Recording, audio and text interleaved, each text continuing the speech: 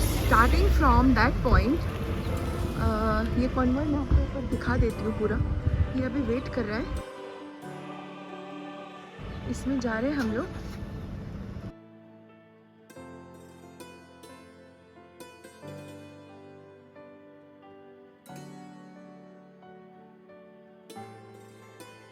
अभी जो orange car तक, ऑरेंज बुरखा तक आया हुआ है, दिस इज अवर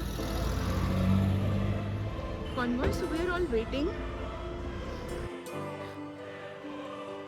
शिमला से स्पीलो की जर्नी स्टार्ट हो जाती है और हम लोग देवदार के पेड़ों से होते हुए बड़ी बड़ी विशाल पर्वत श्रृंखलाओं को देखते हुए आगे बढ़ते हैं। शिमला का आर्किटेक्चर बहुत अच्छा है, बहुत सुंदर है। यहाँ की बिल्डिंग्स इस बार मुझे बहुत डिफरेंट लगी, बहुत अच्छी लगी, बहुत ही यूनिक आर्किटेक्चर है। और हाँ, ये घोड़े जो हैं ये आपको ऊपर तक ले जाते हैं। शिमला से आगे कुछ दूर जाने पर हम पहुँचते हैं नारकंडा। नारकंडा में हमें बहुत सारी बर्फ़ मिलती है।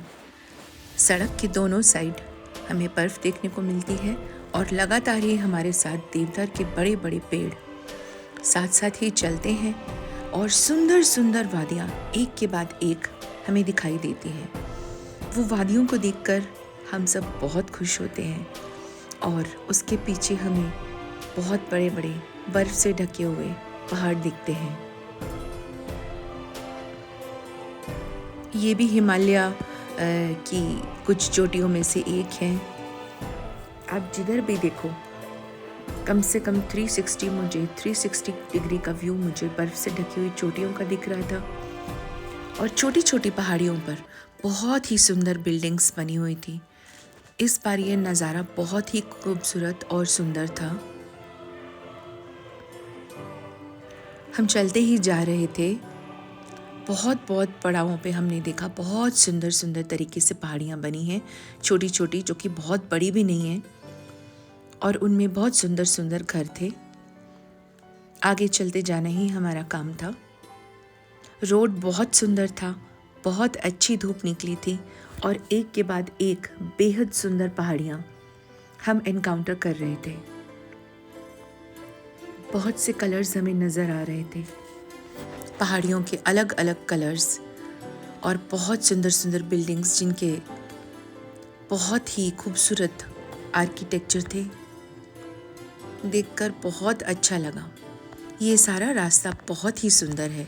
अगर आप शिमला से जाते हैं किन्नौर तो ये सारा रास्ता बहुत सुंदर है और रास्ते में बहुत सुंदर सुंदर बिल्डिंग्स और उनकी सुंदर सुंदर लाल छतें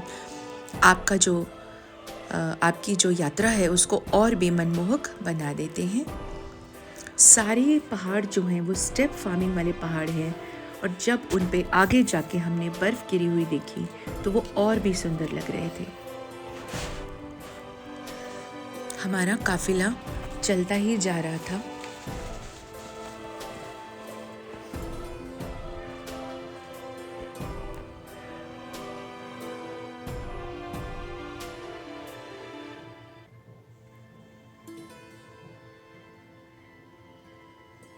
बर्फ़ धीरे धीरे बढ़ने लगी, पहले सड़क के किनारों में और फिर नारकंडा की पहाड़ियों में।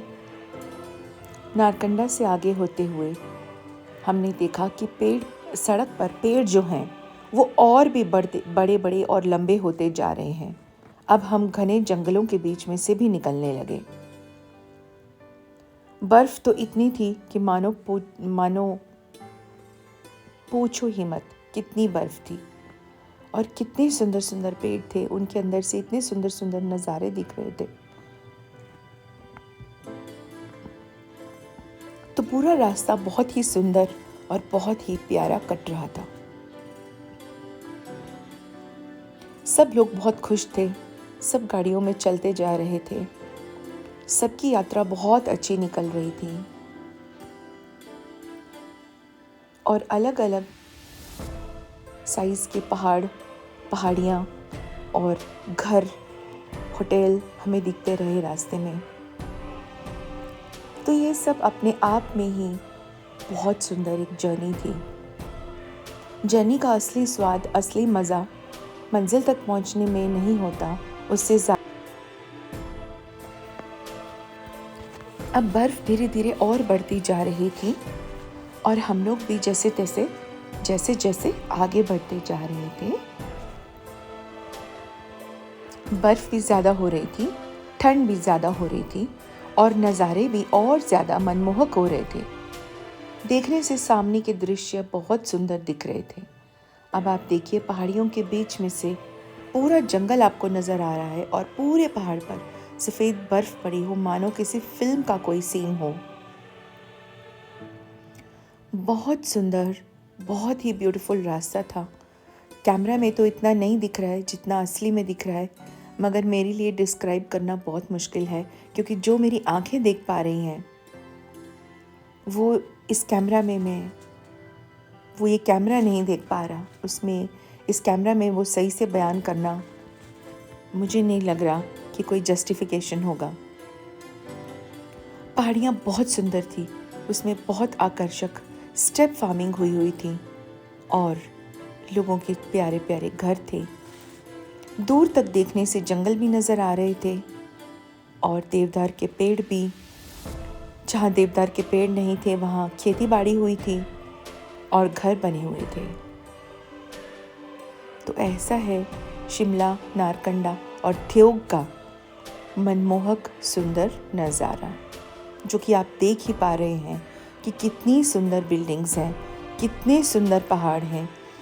अभी सबसे ठंडा मौसम चल रहा है, फिर भी हरियाली चारों तरफ है।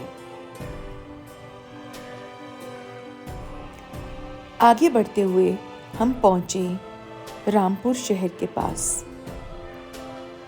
रामपुर शहर में पहाड़ और भी बहुत बड़े हो जाते हैं और घर बहुत सारे, वैली बहुत बड़ी, वादियाँ बहुत बहुत बड़ी हो जाती हैं और उनके बड़े होने से इसमें बड़े बड़े घर लोगों ने यहाँ बना दिए हैं।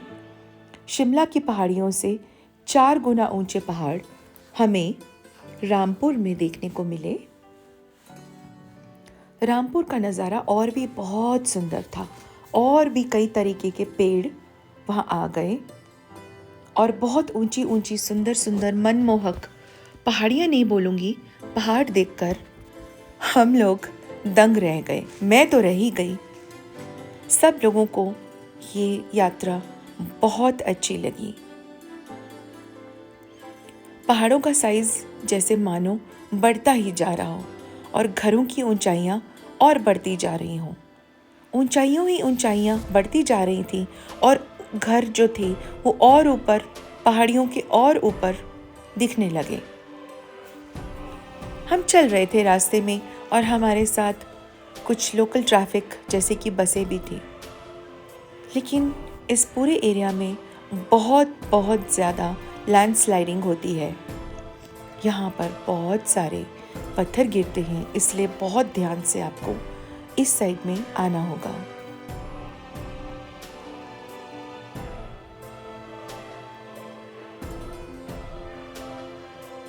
सब कुछ बहुत ही सुंदर था, मानो भगवान ने अपने कैनवस पर एक ही बार में सब कुछ उतार दिया हो। दूर से आती गाड़ियों की लाइंस इतनी सुंदर और मनमोहक लग रही थी कि जिसे शब्दों में बयां करना बिल्कुल मुश्किल है। सब कुछ इतना खूबसूरत दिख रहा था। इवन बंजर पहाड़ियाँ भी बहुत बहुत सुंदर दिख रही थी।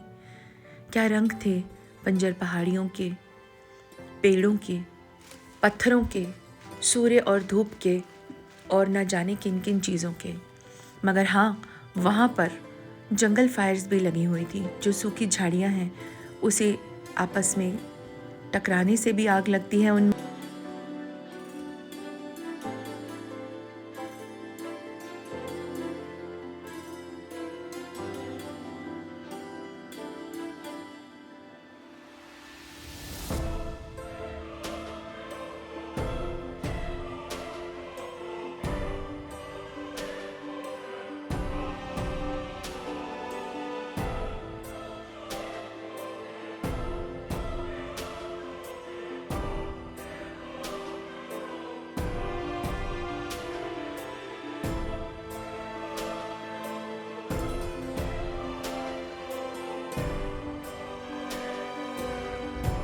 किन्नौर की वादियों में चलते चलते हमें कुछ दिखाई दिया और हमने सोचा उसका वीडियो आपके लिए बनाते हैं। तो देखिए यहाँ मुझे क्या दिखाई दे रहा है। बहुत दूर पर एक छोटी सी पहाड़ी पर एक मंदिर है। उसके आसपास मुझे 2-4 घर दिख रहे हैं और मंदिर का डबल परिसर है, डबल कॉम्प्लेक्स है। और देखिए कितना सुंदर लग रहा है। और मैं दिखाती हूँ कि कितना छोटा है, कितना दूर है ये। इतनी आसानी से अगर मैं आपको दूर से दिखाऊंगी तो पहचान भी नहीं पाएंगे कि मैं क्या दिखा रही हूँ।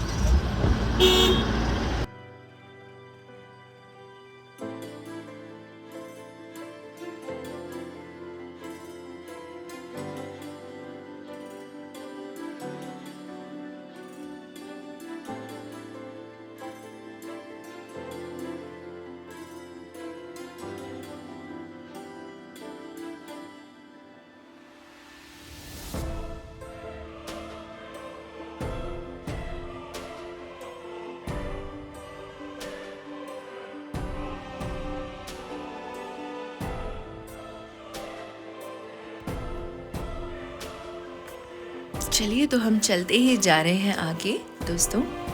और देखिए आपको दिख रहा होगा कि बहुत बहुत सारे पत्थरों का देखिए विशालकाय ढेर, पहाड़ के पहाड़ इतने बड़े सरक कर सड़कों पर आ गए हैं।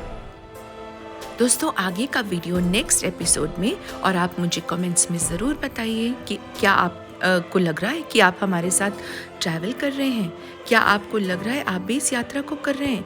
तो चलिए मिलती हूँ अगले एपिसोड में।